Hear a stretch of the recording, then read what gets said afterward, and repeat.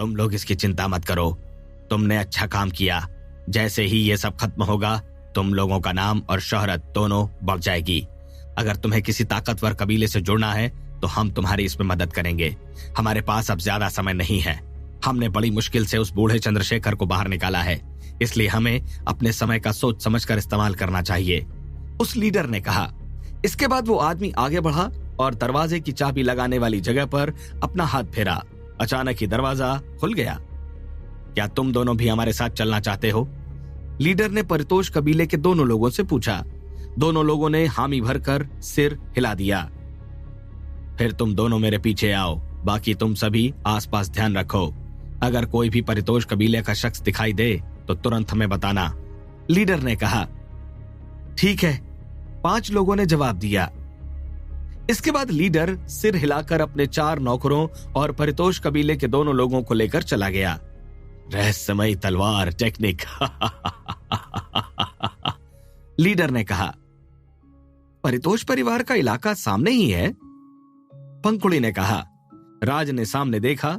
परितोष कबीला पहाड़ी इलाके के अंदर बसा एक छोटा सा गांव था। जैसे ही वो आगे बढ़े तो उन्हें 2 लोग सुरक्षा करते मिले। पंखुड़ी को देखकर ही वो समझ गए और उन्हें अंदर जाने दिया। क्या आप लोगों ने सफेद कपड़े पहने एक जादूगर को चाहत के साथ देखा?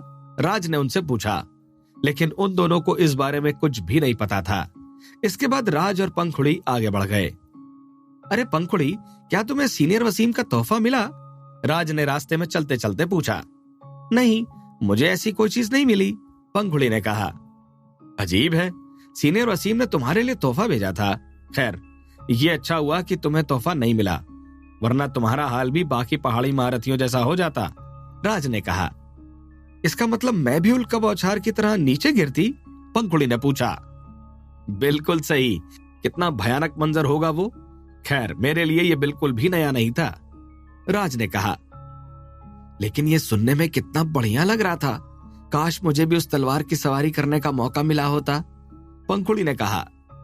चलते चलते पंखुड़ी उस घर के पास पहुंच गई जो चंचल ने उसके रहने के लिए दिया था। इस दौरान ब्रह्मताला का जगीरा और परितोष परिवार का चंद्रशेखर दोनों एक दूसरे के सामने खड़े थे। जगीरा अपनी तलवार को कसकर पकड़े था और चंद्रशेखर को घूर रहा था। उसका विरोधी हल्का घायल दिख रहा था, जिसका मतलब साफ था कि उसके जीतने की उम्मीद अभी भी थी। मंच के नीचे 2 पहाड़ी महारथियों ने बड़ी मुश्किल से वसीम को मिसाइल खोलने से रोका, जिसके बदले में उन्हें कई सारी चीजें देने का वादा करना पड़ा। अभी जब वसीम के पास करने को कुछ भी नहीं था तो वसीम ने लंबकण से उसका लैपटॉप ले लिया और उसे चलाने लगा। उसमें वसीम ने लकड़ी से बनी एक पेन ड्राइव को लगाया। बाबा बैरागी, परी, टफी और लंबकर्ण भी झांक कर वसीम का लैपटॉप देखने लगे। स्क्रीन पर वसीम ने एक के बाद एक कई सारी फाइल खोल ली थी, जिसमें सभी पहाड़ी महारथियों की डिस्पोजेबल उल्का तलवार की सवारी के वीडियोस थे। इनमें से वसीम ने सबकी घटिया से घटिया तस्वीर चुनी और उनका एक्सप्रेशन पैकेज बनाकर पहाड़ी महारथियों के ग्रुप में डाल दिया। इस दौरान राज और पंखुड़ी परितोष कबीले के मुख्य इलाके में पहुंच चुके थे, लेकिन तभी पंखुड़ी ने राज की नाक और मुंह बंद कर दिया और वो उसे कुछ कदम पीछे ले गई। क्या हुआ? राज ने पूछा। यहाँ अजीब तरह का कोहरा है, इसे नाक केंद्र की बदौलत समझ पाना भी कठिन है। इसे सूंघकर 3रे लेवल का जादूगर भी बेहोश हो सकता है। मेरे पिता ने इस मामले में मेरी खास ट्रेनिंग की है, इसलिए मुझ पर इसका असर नहीं होगा, पंखुड़ी ने कहा। कोहरा? क्या कछुआ सांस टेक्निक की मदद से इससे बचा जा सकता है? राज ने पूछा। अरे, तुमने कछुआ सांस टेक्निक भी सीख ली? पंखुड़ी ने हैरान होकर कहा। हाँ, राज ने कहा। इसके बाद राज ने अपनी हथेली पर कछुआ सांस टेक्निक को एक्टिवेट करके पंखुड़ी और खुद पर उसे लागू कर दिया। चलो चलकर देखते हैं कि क्या माजरा है, पंखुड़ी ने कहा।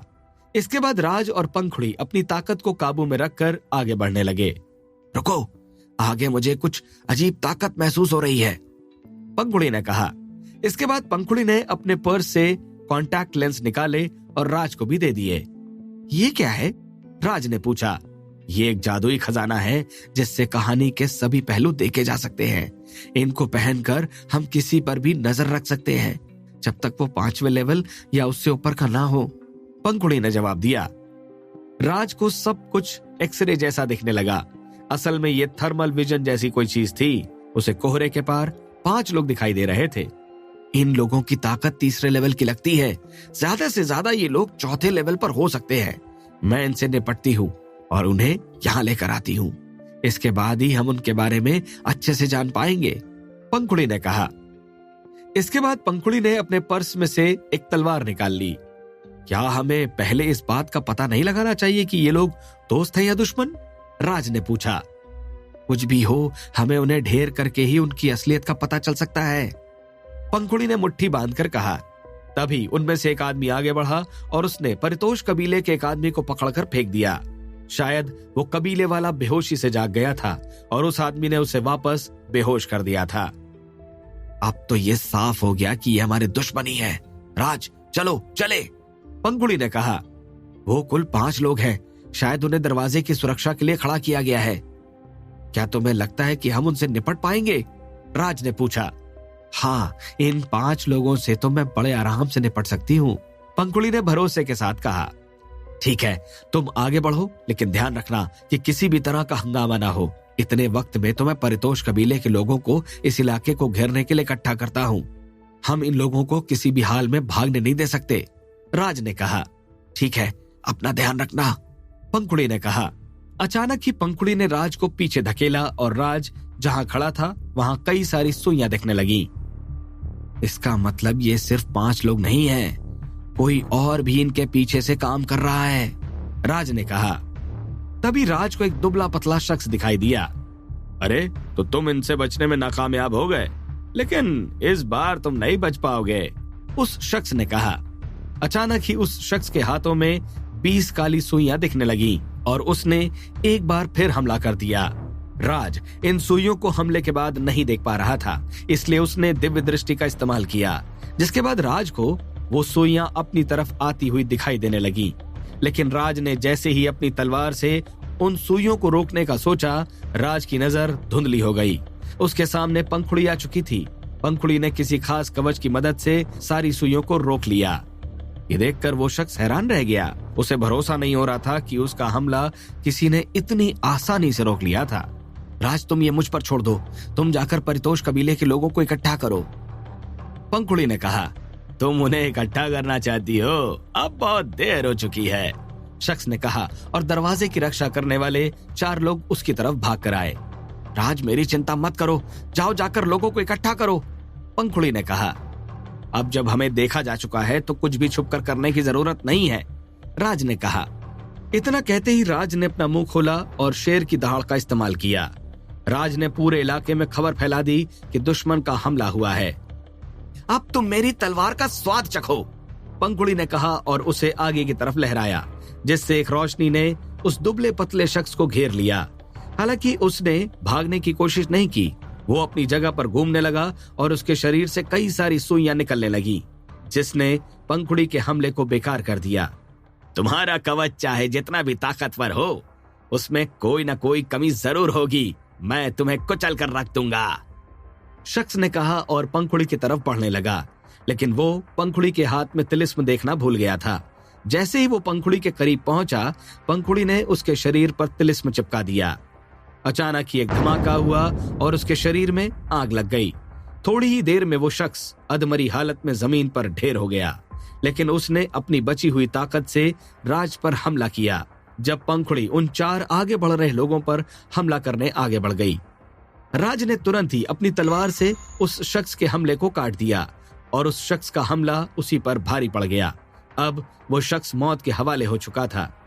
पंखुड़ी उन 4 लोगों से अकेले भिड़ चुकी थी। पंखुड़ी का कवच उसे उन लोगों के हर हमले से बचा रहा था, जबकि पंखुड़ी उन्हें बुरी तरह से घायल करती जा रही थी।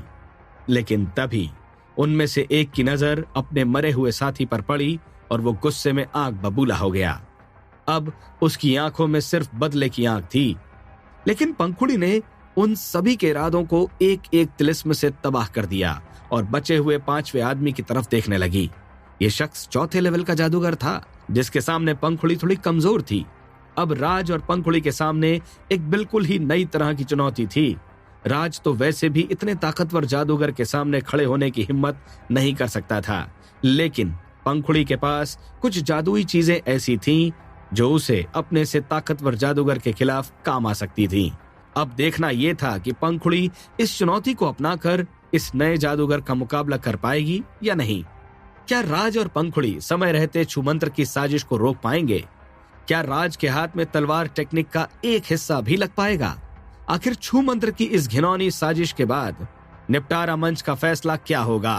क्या परितोष परिवार निपटारा मंच में अपनी जीत दर्ज करा पाएगा? जैसा मैंने सोचा था ठीक वैसा ही हुआ।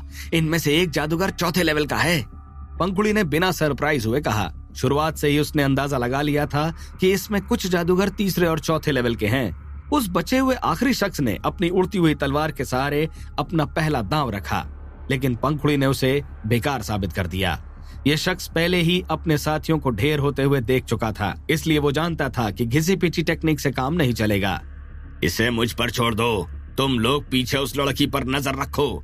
जिसने भी हमारे साथी को मारा है उसका अंजाम सिर्फ मौत होगा। चाहे ये लोग कितना भी छुपने की कोशिश करें या चाहे ये लोग कितने भी ताकतवर क्यों ना हो, इन्हें हम ठिकाने लगा कर रहेंगे। अचानक उस शख्स की आवाज सुनाई दी। राज अभी तक चाहत के भेष में था, इसलिए उसे भी लड़की के तौर पर गिना गया था। इसके बाद घायल चारों साथियों ने एक दूसरे की तरफ देखा और उनकी आंखों में गुस्सा फूट पड़ा। वो सभी अब चाहत के भेष में राज पर हमला करने वाले थे। जैसा मैंने पहले ही कहा था, तुम लोगों में से कोई भी राज को हाथ नहीं लगाएगा, पंखुड़ी ने कहा। इसके बाद उसने एक रस्सी फेंकी। रस्सी सीधा उन चारों की तरफ बढ़ी। वो चारों रस्सी में लिपट गए और पंखुड़ी की तरफ बढ़ने लगे। लड़ते लड़ते पंखुड़ी की ताकत काफी बढ़ती जा रही थी। 5 लोगों से एक साथ लड़ने के बावजूद भी उसका पलड़ा भारी था। एक लड़की के पास इतने ज्यादा जादुई खजाने कैसे हो सकते हैं? अब हमारे पास ज्यादा वक्त नहीं बचा है, मुझे सब कुछ जल्दी निपटाना होगा, बचे हुए 5वें शख्स ने सोचा। इसके बाद उसने पीछे से काली सुई निकाली। बाहर आते ही सुई का रंग सिल्वर हो गया। ये उड़ती तलवार का ही एक रूप था जिसे उस आदमी ने खास तौर से बनाया था। उस शख्स ने अपना वार कर दिया। वो एक बार में 2 उड़ती तलवारों को मैनेज कर रहा था। एक बार में 2 उड़ती तलवारों पर काबू, ये बहुत कमाल है। लेकिन अगर ये चाल पहले चली होती तो कहानी कुछ और ही हो सकती थी, पर अभी काफी देर हो चुकी है, पंखुड़ी ने मुस्कुराकर कहा। इसके बाद पंखुड़ी हवा में उछली। उसने अपनी रस्सी को गेंदनुमा आकार में बदला और अपने कवच में मिला लिया। अभी मेरी हालत के हिसाब से इस वार को करने के लिए मुझे हमेशा काफी तैयारी करनी पड़ती है, पंखुड़ी ने कहा। अचानक ही पंखुड़ी के कवच पर 7 रोशनियां दिखाई देने लगी, जिन्होंने पंखुड़ी के 7 अलग अलग रूप बना दिए। इस तरह से पंखुड़ी ने उन चारों को घेर लिया और उन्हें आगे और पीछे से तलवार घोंपने लगी। चारों जादूगर नीचे गिर चुके थे। वो जिंदा थे या नहीं ये कहा नहीं जा सकता था। एक ही हमले से पंखुड़ी ने बड़ा दांव खेला था। पंखुड़ी के बहरूपिये हमला करने के बाद गायब हो गए। अरे नहीं, बचे हुए 5वें शख्स ने अफसोस के साथ कहा। उसने सिल्वर सुइयों से पंखुड़ी पर हमला किया और उसकी तरफ बढ़ने लगा। पंखुड़ी ने बड़ी आसानी से इन हमलों को रोक लिया, लेकिन वो शख्स पंखुड़ी के ठीक सामने आ चुका था। अब तुम दोनों मारे जाओगे, उसने कहा। क्या तुम्हें सच में ऐसा लगता है? तुम सिर्फ बातों से मुझे नहीं मार सकते, पंखुड़ी ने कहा। तुम दोनों ने मेरे साथियों को मारा है, इसका हिसाब अब तुम्हें अपनी मौत से ही चुकाना होगा, उस शख्स ने कहा। तुम्हारा दिमाग तो ठीक है, पंखुड़ी ने कहा। काल नेमी कौम के किसी भी व्यक्ति का खून तुम्हारे हाथों पर लग चुका है। अब तुम कहीं भी भागो, लेकिन हम तुम्हें जिंदा नहीं छोड़ेंगे। अब सिर्फ तुम ही नहीं, तुम्हारा परिवार और तुम्हारे दोस्त सब मारे जाएंगे। लेकिन मैं तुम्हें एक आखिरी मौका देता हूँ, अपने घुटने टेक दो, मैं तुम्हारा सिर काट दूंगा, फिर हमारी कौम तुम्हारे परिवार को कुछ नहीं करेगी, उस शख्स ने कहा। अब जब तुम मेरे परिवार को भी मारना चाहते हो तो मैं तुम्हें एक मौका देती हूँ। मैं चाहती हूँ कि तुम मेरे परिवार को मारने की कोशिश करो। पीछे मुड़कर देखो, तुम्हें वो आदमी दिख रहा है? वो मेरे पिता हैं। अगर तुम मेरे परिवार को मारना चाहते हो तो तुम्हें उनसे शुरुआत करनी चाहिए। बाद में मुझसे मत कहना कि मैंने तुम्हें मौका नहीं दिया, पंखुड़ी ने कहा। तुम्हें क्या लगता है कि मैं तुम्हारे झांसे में आ जाऊंगा? अगर कोई मेरे पीछे होता तो मुझे अब तक एहसास हो चुका होता, उस शख्स ने कहा। तुम खुद ही मुड़कर क्यों नहीं देखते? उस शख्स के पीछे से भूपेश भ्रामक की आवाज आई। इस आवाज को सुनकर वो शख्स हैरान था। उसके लेवल के हिसाब से उसे अपने पीछे मौजूद जादूगर का एहसास हो जाना चाहिए था, लेकिन ऐसा कुछ भी नहीं हुआ था। इसलिए उस शख्स ने वहां से निकल जाने के बारे में सोचा। मैंने तुम्हें भागने की इजाजत कब दी? भूपेश भ्रामक ने कहा। अचानक ही उस शख्स का शरीर अकड़ गया। तुम्हारी ताकत के हिसाब से तुम्हारी हिम्मत भी कैसे हुई मेरे परिवार पर नजर डालने की? भूपेश भ्रामक ने कहा। अचानक ही भूपेश भ्रामक के कंधे पर एक तितली दिखाई दी, जो उड़कर उस शख्स के पास गई और उसका गला काट दिया। मुझे अच्छे से देख लो, तुम्हारी कौम अगर भ्रामक कबीले के 500 मीटर के दायरे में भी दिखी तो उसका हाल तुमसे भी बुरा होगा, भूपेश भ्रामक ने कहा। फिर भूपेश सीधा पंखुड़ी के पास गया। उसके चेहरे पर चिंता थी। इस बार तुम अच्छे से मजे कर पाई ना? भूपेश ने पूछा। पापा, आप सबसे अच्छे हो, पंखुड़ी ने भूपेश को गले लगाकर कहा। पंखुड़ी, क्या ये तुम्हारी नई दोस्त है? भूपेश ने चाहत की तरफ देखकर कहा। नहीं, ये तो राज है, मैंने आपको पहले भी इसके बारे में बताया है, पंखुड़ी ने जवाब दिया। राज? भूपेश हैरान था। उसे जितना मालूम था उस हिसाब से राज एक लड़का होना चाहिए था, लेकिन असलियत उसके सामने कुछ और ही नजारा दिखा रही थी। हेलो सीनियर भूपेश भ्रामक जी, राज ने कहा। हेलो राज, भूपेश ने कहा। भूपेश अब तक राज की असलियत का पता लगा चुका था। उसने राज को एक लड़के की तरह देख लिया था। जिस हिसाब से भूपेश राज को देख रहा था, उससे राज के रोंगटे खड़े हो रहे थे। राज भूपेश को चाहत के इस भेष की पूरी सच्चाई बताना चाहता था, लेकिन वो मौके की तलाश में था।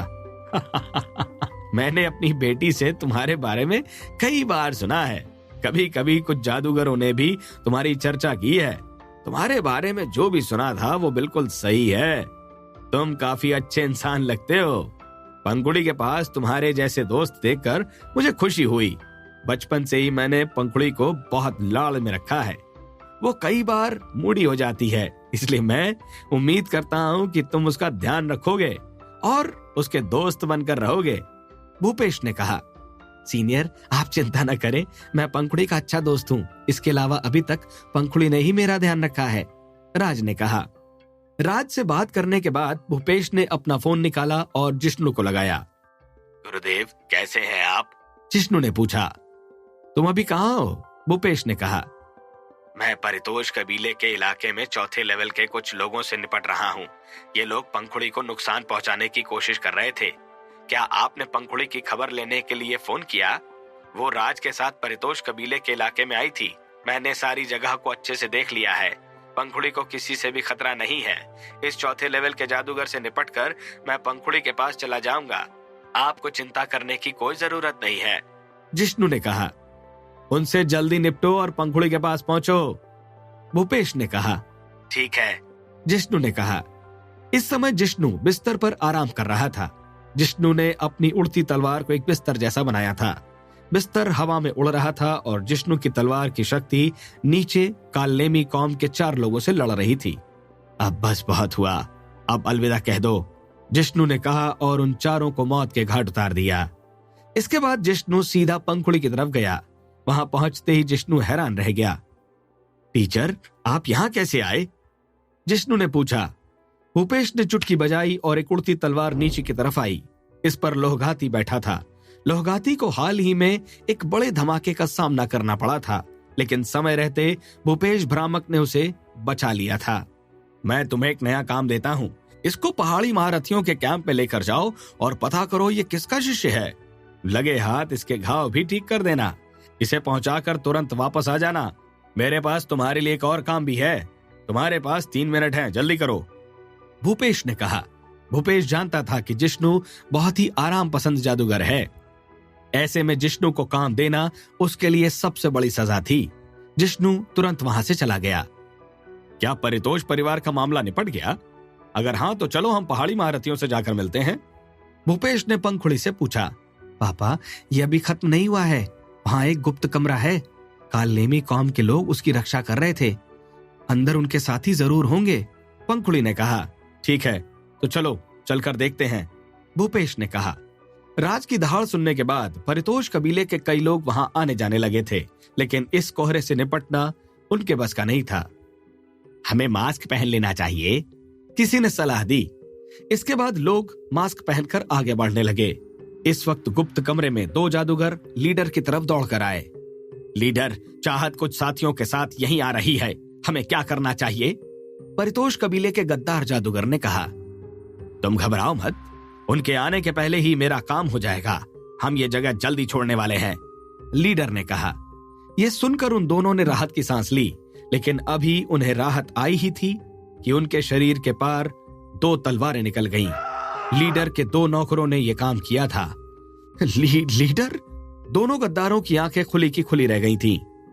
तुम्हें डरने की जरूरत नहीं है, मुझे बस तुम्हारा ताजा खून चाहिए था। इसके अलावा मेरे नौकर काफी माहिर हैं, मरने के पहले तुम्हें जरा भी दर्द नहीं होगा, लीडर ने कहा। इतने में ही पंखुड़ी और बाकी लोग वहां पहुंच गए।